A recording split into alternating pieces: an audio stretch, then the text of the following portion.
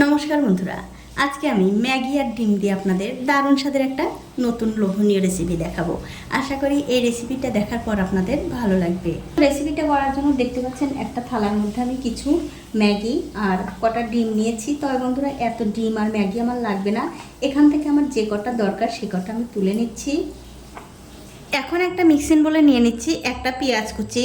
পেঁয়াজের মধ্যে দিয়ে দিলাম হাফ চামচ হলুদের গুঁড়ো, ধনিয়ার গুঁড়ো, জিরার গুঁড়ো, লঙ্কার গুঁড়ো, সামান্য একটু গোলমরিচের গুঁড়ো, স্বাদ মতো নুন, দুটো কাঁচা লঙ্কা কুচি। সবশেষে এর মধ্যে দিয়ে দেব 3টে ডিম। আমি এখানে 3টে ডিম দিয়ে করছি, আপনারা চাইলে কিন্তু কম বা বেশি দিয়েও করতে পারেন, কোনো অসুবিধা নেই। এবারে ডিমের সঙ্গে সব কিছু খুব ভালো করে মিশিয়ে নিতে হবে। দেখুন, ডিমের সঙ্গে সব কিছু কিন্তু আমি খুব ভালো করে মিশিয়ে নিয়েছি। এখন দেখতে পাচ্ছেন একটা কড়াইতে আমি জল গরম করতে দিয়েছি। জলটা যখন ভালো করে গরম হয়ে যাবে তখন এর মধ্যে দিতে হবে দুটো ম্যাগি। এবারে জলের সঙ্গে এই ম্যাগি দুটো খুব ভালো করে সেদ্ধ করে নিতে হবে। দেখুন, ম্যাগি কিন্তু খুব ভালো করে সেদ্ধ হয়ে গেছে। এবারে গ্যাসের ফ্লেমটা বন্ধ করে দিয়ে এই ম্যাগিগুলো জল থেকে খুব ভালো করে জল ঝরিয়ে তুলে নিতে হবে।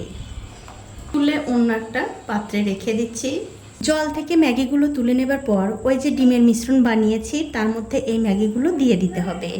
তার সাথে দিয়ে দেব 2-3 চামচ মতো বেসন, আর দিয়ে দিচ্ছি 1 প্যাকেট ম্যাগি মশলা। এবারে হাত দিয়ে সব কিছু খুব ভালো করে মাখিয়ে নিতে হবে। আর আমার এই ছোট্ট চ্যানেলটি যারা সাবস্ক্রাইব করেছেন তাদেরকে অনেক ধন্যবাদ, আর যারা সাবস্ক্রাইব করেননি তাদেরকে সাবস্ক্রাইব করে নেওয়ার অনুরোধ রইল। যে সকল বন্ধুরা আমার এই রেসিপিটা ফেসবুক থেকে দেখছেন তাদের কাছে আমার একটাই অনুরোধ, অবশ্যই আমার এই পেজটিকে ফলো করে দেবেন। তাহলে যখনই আমি নতুন কোনো ভিডিও নিয়ে আসব সবার আগে কিন্তু আপনিই দেখতে পাবেন। আর এই ডিমের সঙ্গে ম্যাগিটা যখন মাখাবেন বন্ধুরা, অবশ্যই কিন্তু হাত দিয়ে এরকম করে একটু ছোট ছোট টুকরো করে নেবেন। তাহলে যখন এই রেসিপিটা তৈরি করবেন তখন কিন্তু কোনো অসুবিধা হবে না। তো এই দেখুন বন্ধুরা, সব কিছু কিন্তু আমি খুব ভালো করে মাখিয়ে নিয়েছি। এখন একটা কড়াইতে দিয়ে দিচ্ছি সাদা তেল। কিছুক্ষণ পর যখন দেখবেন তেলটা একটু গরম হয়ে গেছে তখন এই যে মিশ্রণটা তৈরি করলাম ম্যাগি দিয়ে আর ডিম দিয়ে, সেখান থেকে অল্প অল্প করে মিশ্রণ নিয়ে ঠিক এরকম করে গোল গোল করে এই তেলের মধ্যে দিয়ে দিতে হবে। আর এখন কিন্তু বন্ধুরা অবশ্যই গ্যাসের ফ্লেমটা একদম লোতে থাকবে। এরকম করে ঠিক পকোড়ার আকার করে, মানে পকোড়ার সাইজ করে দিতে হবে।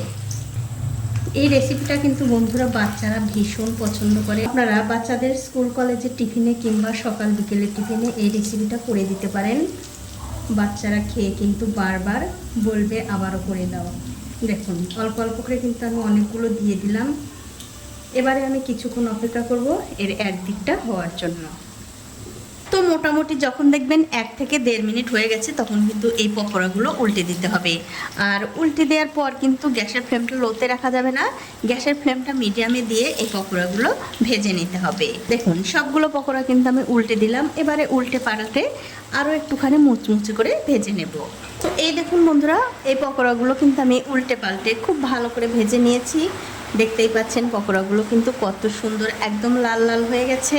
এবারে এই পকোড়াগুলো আমি তেল থেকে খুব ভালো করে তেল ঝরিয়ে তুলে নেব। তুলে অন্য একটা প্লেটে রেখে দিচ্ছি।